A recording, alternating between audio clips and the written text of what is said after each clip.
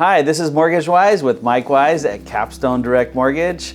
And today we're going to be talking about all things financial planning, and I've got today Danny Mock. He is the partner and chief investment officer at FMB Wealth Management here by my office. So welcome. Thanks for coming. Glad to be here. Awesome. So let's get right into it. And we're going to be talking about IRAs right now. So IRA is a form of retirement savings. Tell me the different kinds of IRAs that are out there.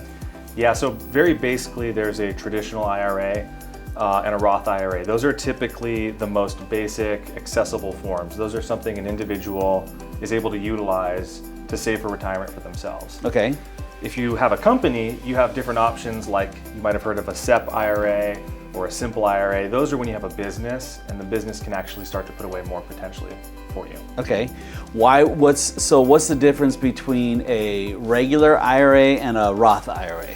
Yeah, so a regular IRA is designed around trying to help people save for retirement now with tax benefit today. So you get a deduction against your taxes when you put money into an IRA now, traditional. With a Roth IRA, you don't get the deduction now, but you don't pay tax on it in the future. So long as you follow the rules, you get deferral on it, and then you don't pay tax when the money comes out.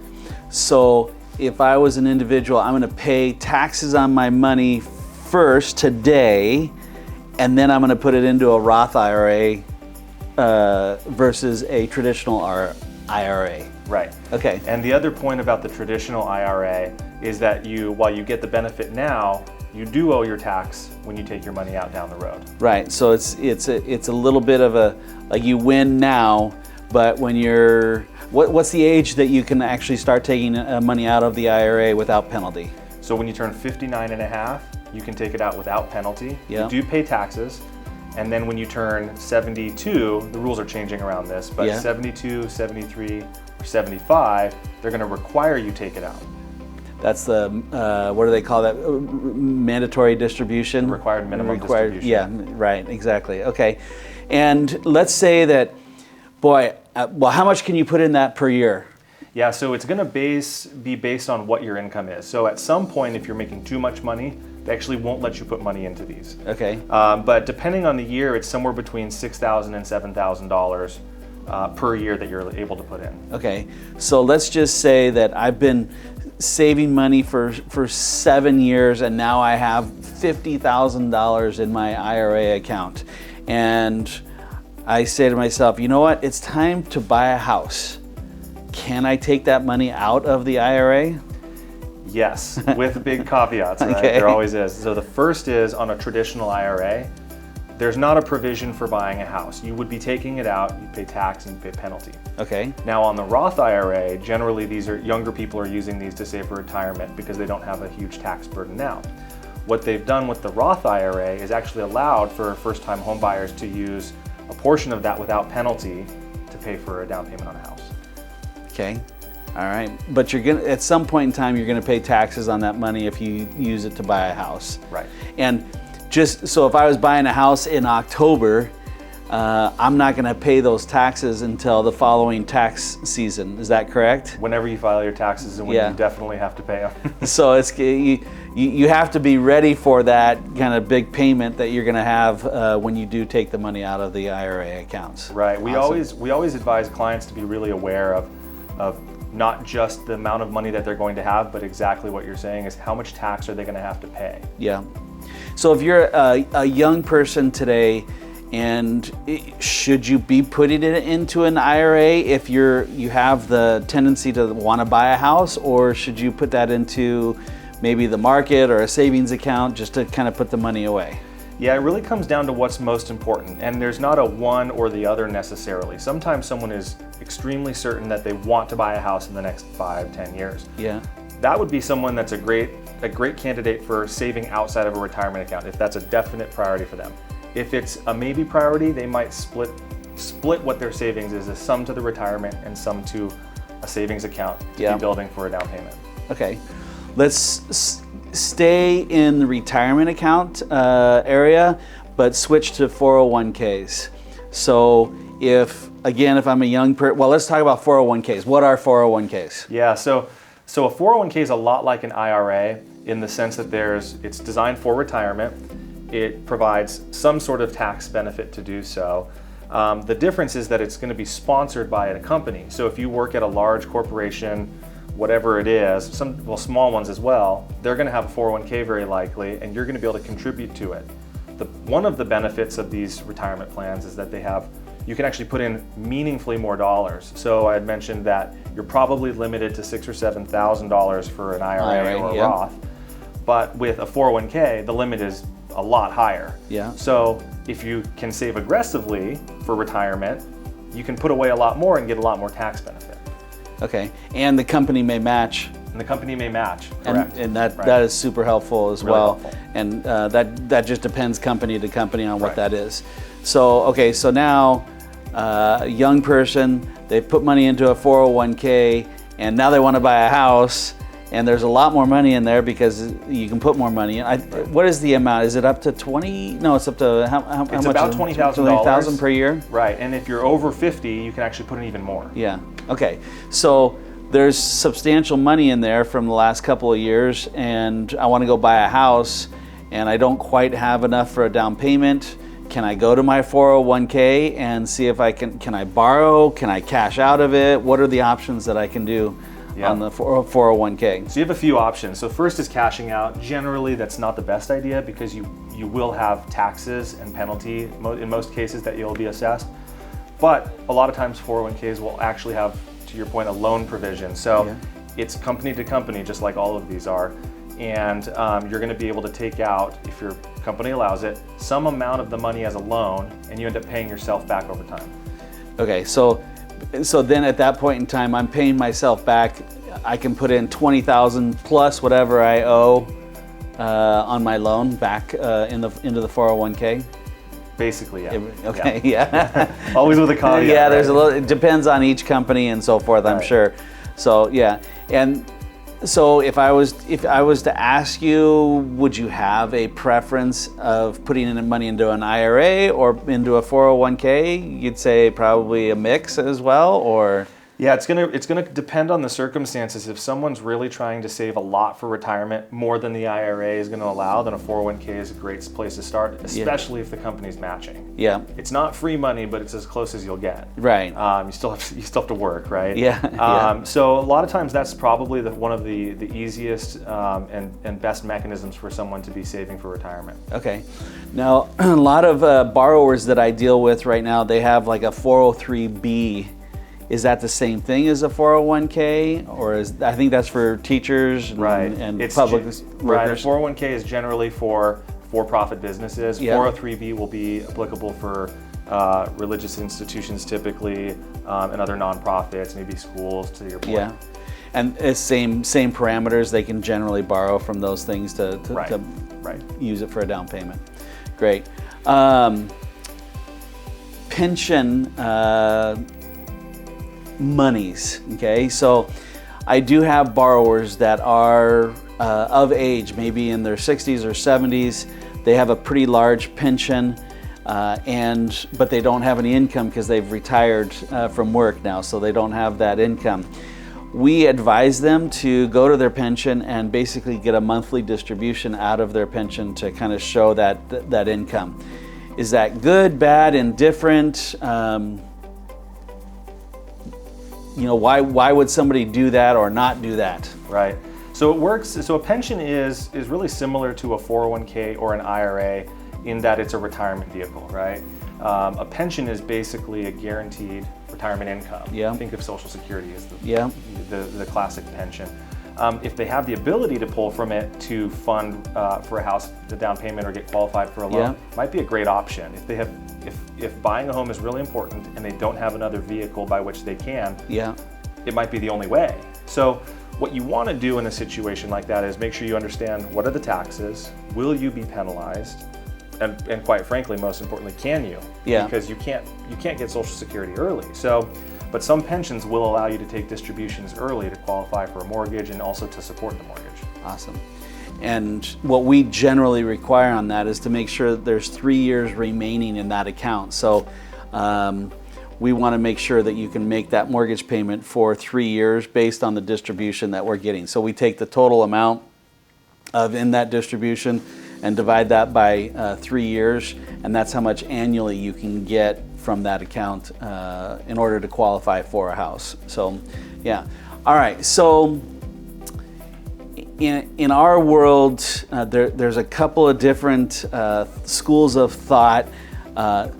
The traditional down payment is, if it was your parents or your grandparents, you would have said you got to put 20% for a down payment on a house. And that way you don't have to pay mortgage insurance. And the mortgage insurance is anything less than 20% down. You have to pay some type of mortgage insurance, whether it's in the rate or a monthly payment. Other people have said if you have 3% or 3.5% for a down payment, you should get into a house today, because that house is going to probably appreciate over time, and it's better to get it now at today's market rate rather than in 3-5 years when you have 20% down. Do you have a preference? So again, always the caveat that everyone's gonna be a little bit different, right? Yeah. Or actually maybe very different. What you want to typically look at is what will be left over when you've put your money down. You want to make sure that you still have an emergency fund, because if something goes wrong and you have the mortgage, it doesn't matter if you put 20% down, you might not be able to pay it. Right. So keeping the house is just as important as getting into the house. So making sure that you're left with cash on hand for emergencies is very important. So if that totally taps out your cash, it's probably not wise to do that, to put down 20%. Alternatively, putting down less and keeping too much cash might feel great because you've got, locked in your interest rate, which is great. Yeah. But you might be leaving some wealth on the table doing that. So you just need to balance the two, because PMI is not free. Right. The private mortgage insurance you have to consider. So everyone's going to be a little bit different, but you want to make sure you're balancing, a mortgage you can afford and making sure you have enough for emergencies or whatever comes next. Gotcha. Okay. Let's talk through saving for a down payment. So we talked about the 401k, the IRA accounts, pension, all those things that you have that are over time. You acquire more wealth and you acquire more reserves and so forth. But like today, a 20-year-old that's listening to this this interview, what would you say is the best way to save money for a down payment? Yeah. So if you're talking about someone who's in their 20s, this is going to be their first home, it's really important to them, save, right? Yeah. The world's really uncertain. When we're filming this, we're probably in a recession, yeah, right? Yeah. And so when it's something that important, you want to make sure you're doing so very cautiously. Even if, stocks might go up or bonds might produce extra income, if it's more important that it happens, probably saving in something like a savings account or a CD is a really good option. Again, risking the down payment money, it could work really well, but oftentimes when we're working with clients, and I imagine similar for you, is what's more important is not that they made 10 or 20% or whatever they might, but it's that they bought the house that they wanted when they wanted to. So we always encourage clients to think about the trade-offs and really how important is it. Okay. I just lost my train of thought. Did that answer your question though? Yes, it did.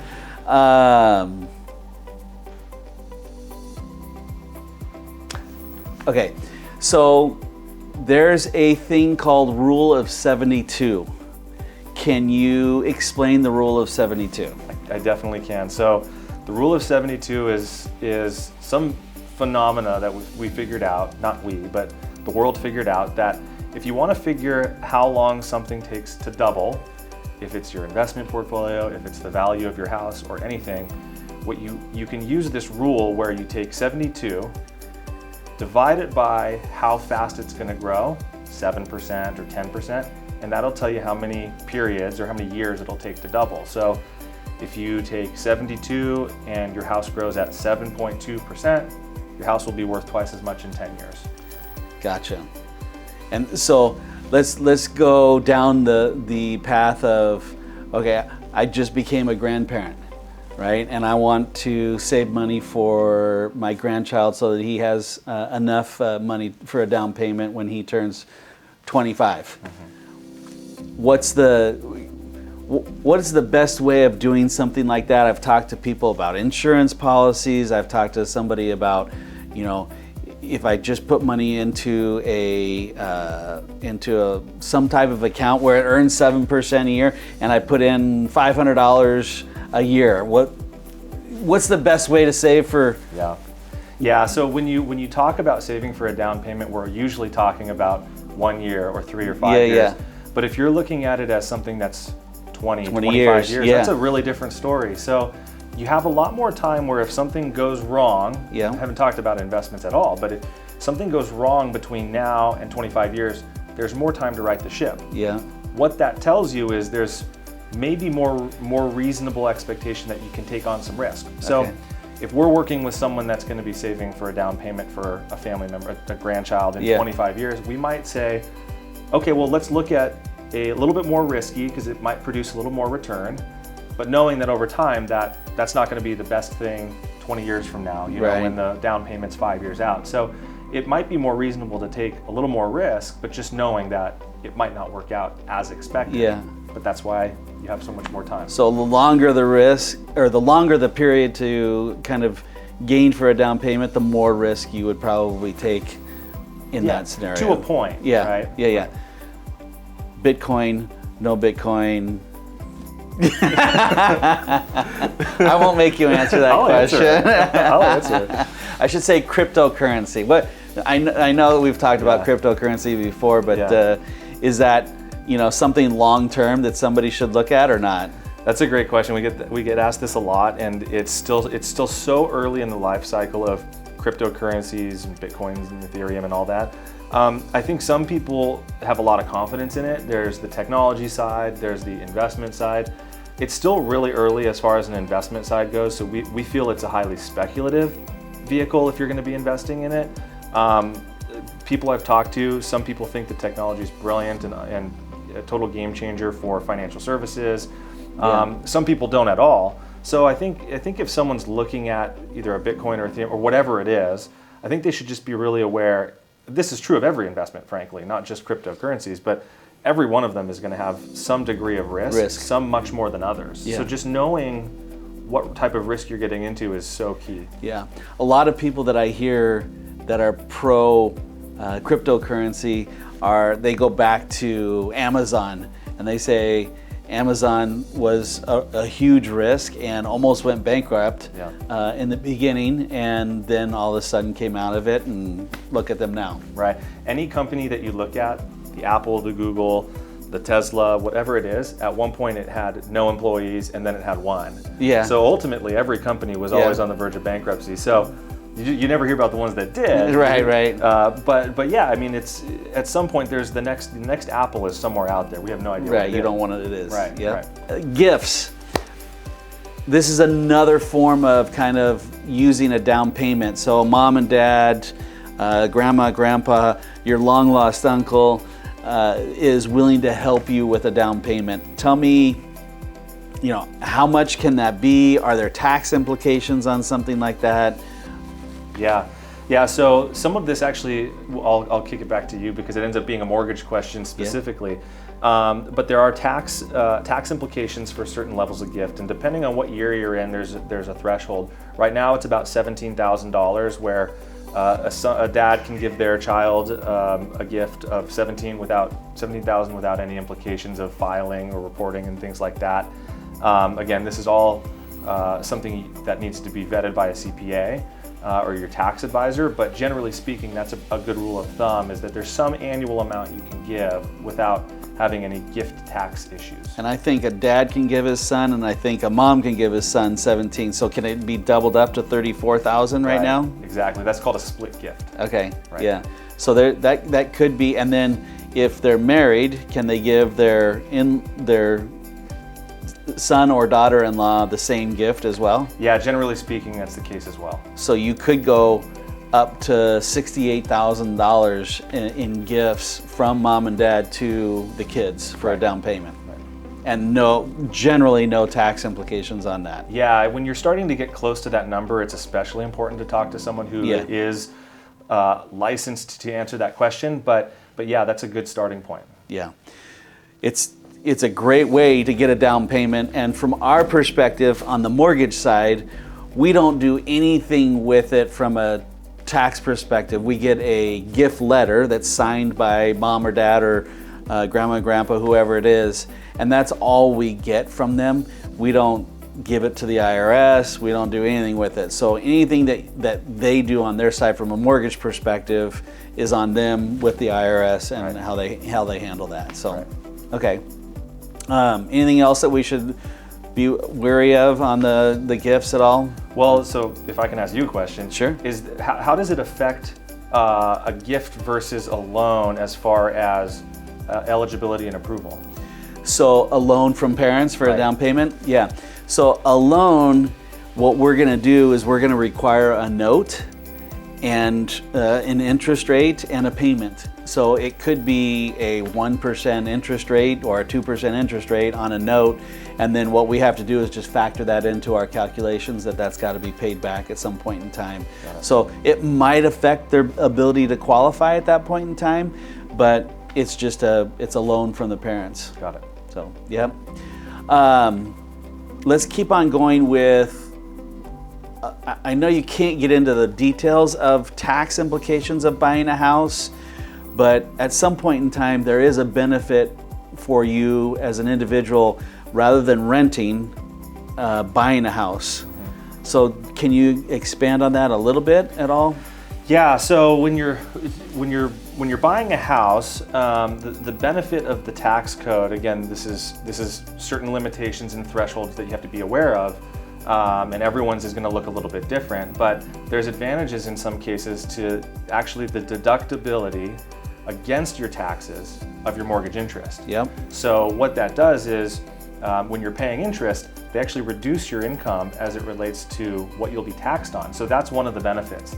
The other is up to a certain amount, the amount you pay in property taxes can also be a contributor to a deduction. So those are some of the benefits right out of the gate that you couldn't have if you're renting a place. Right? So if you were making $100,000 a year and you paid $10,000 in interest on your mortgage, instead of you paying taxes on $100,000, you might be paying taxes on $90,000. Right. So long as the criteria is met, that's yeah. right. And that was just the interest. That doesn't include the property taxes that can be written off as well. Right. So, okay.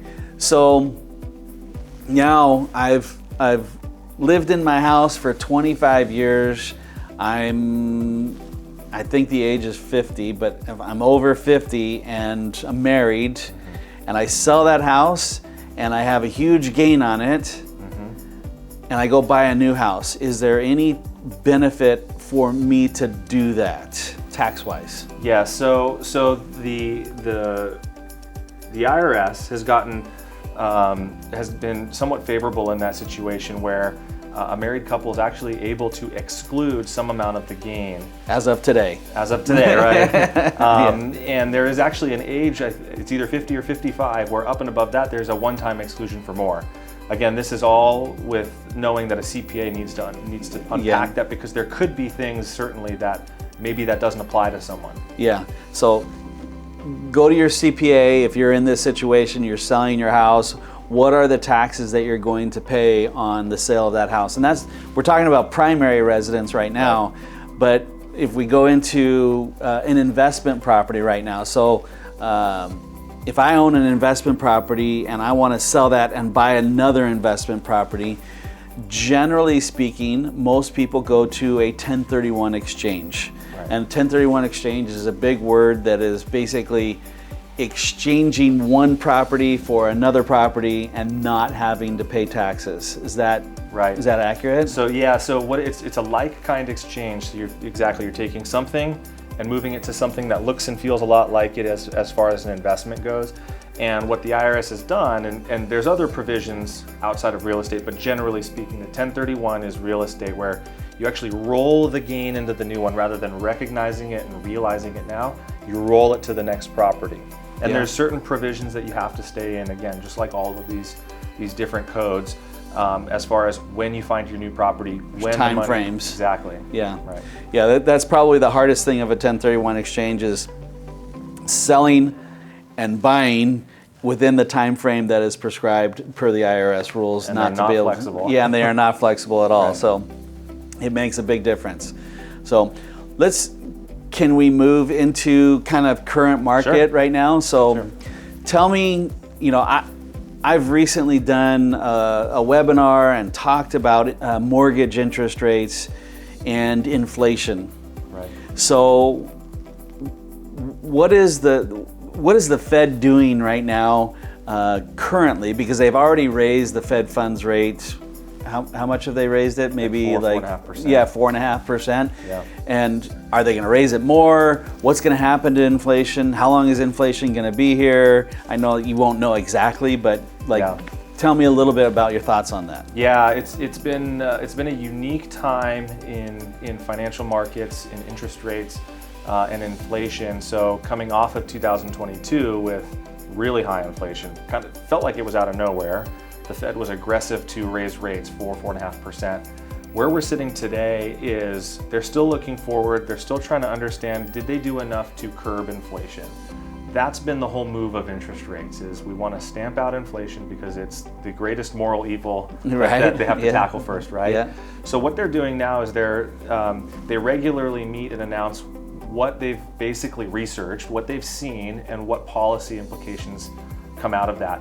At this point, it looks like they are still expecting increasing rates at the federal funds level, but not to the degree and pace that it was last year. So that hopefully means that the stock market, the real estate market, and the bond market all starts to normalize a little bit, because last year was a little bit crazy with how much things were moving. So markets are all looking at what the Fed is going to do next, and a lot of the things that we're hearing about are that they're slowing the pace, likely increasing, but slowing the pace essentially. So I've heard maybe I think February 2nd is the next meeting, and so I've heard that it's most likely going to be a 1/4 point there, and maybe a 1/4 point at the next meeting, and then maybe a pause after that, and see what happens. So. I just want to touch base on the Fed a little bit more and get your perspective on this, is that one of the things that I think the bond market, the stock market does is they're forward looking as far as hey, this is what's going to happen. Right. And it seems to me that the Fed is backwards data driven. Right. Is that accurate? And maybe should the Fed change their way of doing things rather than looking at old data? Yeah, so that's exactly how we look at it too, is that the Fed and the economic data is always going to be backwards looking, and it's also going to be lagged. So I studied this in college and grad school a lot, was time periods and things like this of the Fed, and they're always going to be almost at least a month behind. Right. And it's not because they're doing something wrong, it's just how long it takes to get their information. So they're always backwards looking to try and figure out what they're going to do going forwards. And you're absolutely right that markets, investment markets, real estate markets, they're always forward looking. They're less concerned with what happened and more concerned with what's going to happen. Yeah. So I kind of see the bond market, where we in the mortgage business, when we started to see the inflation, the bond market was pretty fast to sell out of the market, and the rates went up, the yield went up on the 10-year Treasury pretty fast. Right. But on the hindsight, I think it is on the backside of this, they're probably going to be the first ones to realize that inflation is going to be under control, and they're going to lower the yield on the 10-year Treasury probably first out of the gates, rather than the Fed stopping raising the Fed funds rate. Right. Does that sound accurate? I think that's a reasonable expectation. Yeah, the markets are the collective wisdom of millions, hundreds of millions of people and trillions of dollars trying to figure out what's next. So they're a pretty good indicator. It's like the jelly bean test. You ask 100 people how many jelly beans are in a jar. Not one's going to get it, but on average they'll be pretty close. And I think that's a good descriptor of what the market's trying to do, rather than the one jelly bean of the Fed, right? Yeah. So I think the market is really trying to figure out, and the bond market tends to be pretty darn good at this too. Yeah. So my guesstimate for mortgage interest rates, in fact, we kind of talked about this with one of our other vendors this week, was May 10th is the date to circle. And May 10th is going to be the inflation numbers for April. So we're going to see kind of a bumpy ride in mortgage rates until then, and then we're going to see inflation really start to be under control in May, and that's when we may see, in my opinion, I know that we may not have the same opinion, is that we may see interest rates at or below 5% at that point in time. Yeah, I mean that would be great, right? The affordability in housing has been a little bit sideways this year, and the last probably 6 to 12 months, it's gotten a little bit choppy for people. So when we're looking at a lot of the same stuff too, and it looks like the markets think that we see it on probably a longer time frame, but it's kind of corroborating probably similar thoughts. Something like that. Yeah. So to stay with that kind of the interest rates, where does your firm see kind of the real estate market going over the next 6 to 12 months? Yeah, so I think one of the big questions that we get is there going to be a crash, right? Like, should I not buy a house? Should I buy a house? Should I sell my house?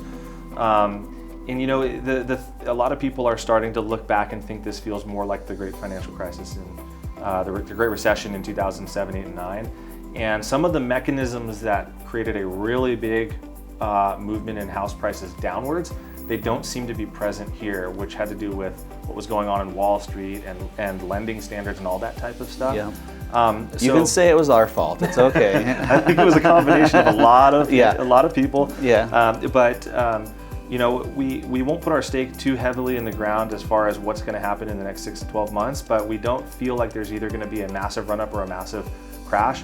There are things that could cause that, but the markets that we look at now in terms of interest rates, labor markets, stock markets, the whole nine, it doesn't look like there's a high probability that there's going to be a substantial decline. Yeah. Again, things could change and that might happen, but as it sits today, there's not the same type of pressure or necessarily leverage that happened in 2008. Yeah, one of the things that we see, and you can listen to our webinar that we did, it's on our YouTube channel, MortgageWise, but the population growth since 2007 and 2008, actually from the birth rates from even 30 years before that, have gone up. Yeah. The builders learned their lesson. So from 2007, 2008, they kept on building homes, and the inventory of homes kept on getting more and more and more, even as the economy was going into the tank, and they just kept on going. Whereas today, they've held back. The number of permits that have been issued has gone down significantly over the last couple of months. Yeah. And so we think that the inventory wise is still going to be an issue, and so there's not going to be enough inventory for the amount of people that want to buy, and so that's going to keep values up. And we see NAR, or National Association of Realtors, Zillow, realtor.com, Mortgage Bankers Association, and a couple other, that basically it's up 5%, it's down 5% in the next 6 to 12 months. So I'm really flat across the board. So we're very similar, I think, in that regard. Yeah, and 5% on the value of a home it might be a large dollar amount, but percentage-wise, it's not substantial. Whereas the last couple of years, we've seen, with the inflation of houses, we've seen 18, 20% increases in houses. So yeah, I think it's going to be moderated this year. So anything else current market that you want to go over that we didn't touch on? Yeah, I think one of the big things that we're hearing from our clients and our professional colleagues is what's going on with this recession.